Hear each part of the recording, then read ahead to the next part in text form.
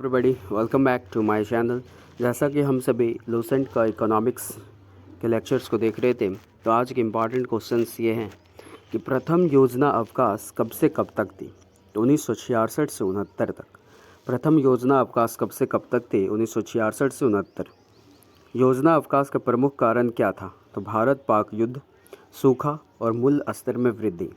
योजना अवकाश होने का प्रमुख कारण क्या था? तो भारत पाक युद्ध, सूखा और मूल्य स्तर में वृद्धि। भारत में योजना अवधि में कितनी बार अवकाश आया? 3 बार। भारत में योजना अवधि में कितनी बार अवकाश आया? तो 3 बार। चतुर्थ पंचवर्षीय योजना किस मॉडल पर आधारित थी? D R Gadgil model. Fourth FYP किस मॉडल पर आधारित थी? तो DR गॉडगिल मॉडल।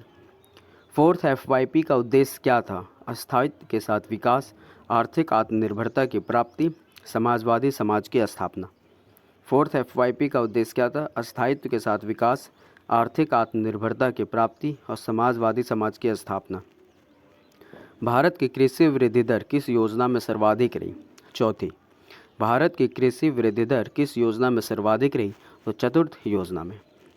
क्षेत्रीय विषमता दूर करने के उद्देश्य के साथ विकास केंद्र उपागम की शुरुआत कब की गई? तो चौथी पंचवर्षीय योजना में। क्षेत्रीय विषमता दूर करने के उद्देश्य के साथ विकास केंद्र उपागम की शुरुआत कब की गई? चौथी पंचवर्षीय योजना में। विकास केंद्र उपागम पर विशेष बल किस योजना में दिया गया? पाँचवीं पंचवर्षीय योजना में। विकास केंद्र उपागम पर विशेष बल किस योजना में दिया गया? तो पाँचवीं पंचवर्षीय योजना में। श्वेत क्रांति किस योजना काल में प्रारंभ की गई? चौथी पंचवर्षीय योजना में। श्वेत क्रांति किस योजना काल में प्रारंभ की गई? चौथी पंचवर्षीय योजना में।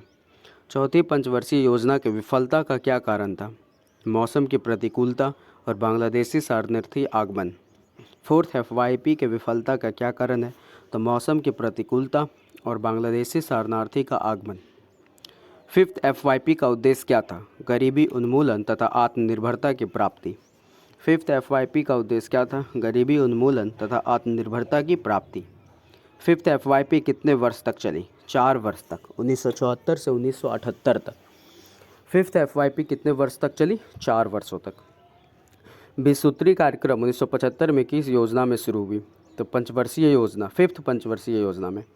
20 सूत्री कार्यक्रम 1975 किस योजना में शुरू हुई? तो पाँचवीं पंचवर्षीय योजना काल में।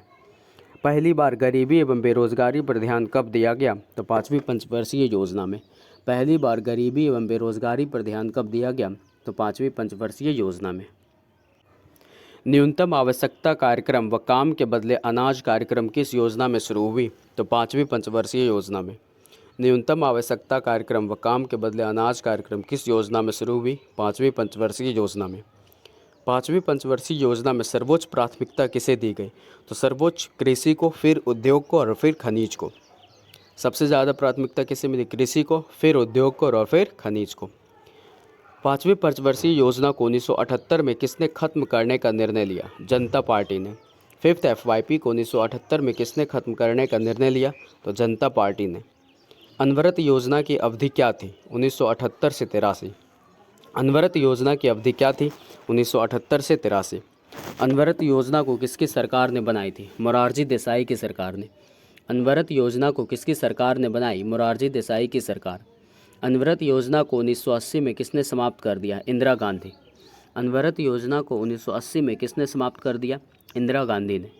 अनवरत योजना का प्रतिपादन कहाँ किया गया? तो गुरनार मिडल की बुक एशियन ड्रामा में।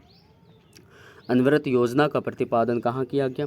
गुरनार मिडल की बुक एशियन ड्रामा में। अनवरत योजना को भारत में लागू करने का श्रेय किसे जाता है? जनता पार्टी एवं DT लकड़ावाला को। अनवरत योजना को भारत में लागू करने का श्रेय किसे जाता है?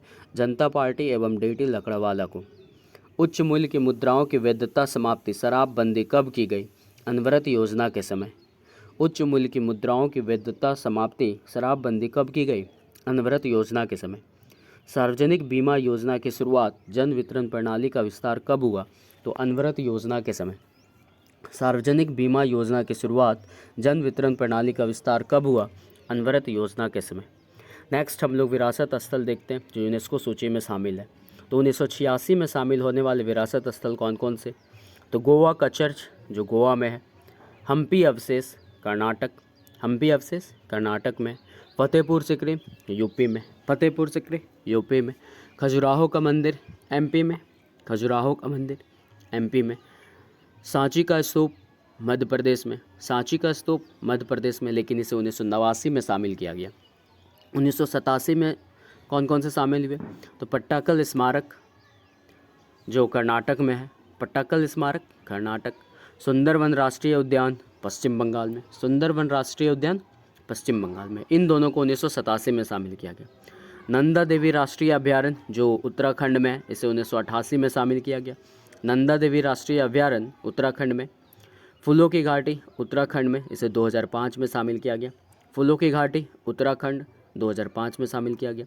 हुमायूं का मकबरा दिल्ली में और कुतुब मीनार दिल्ली में, इन दोनों को 1993 में शामिल किया गया।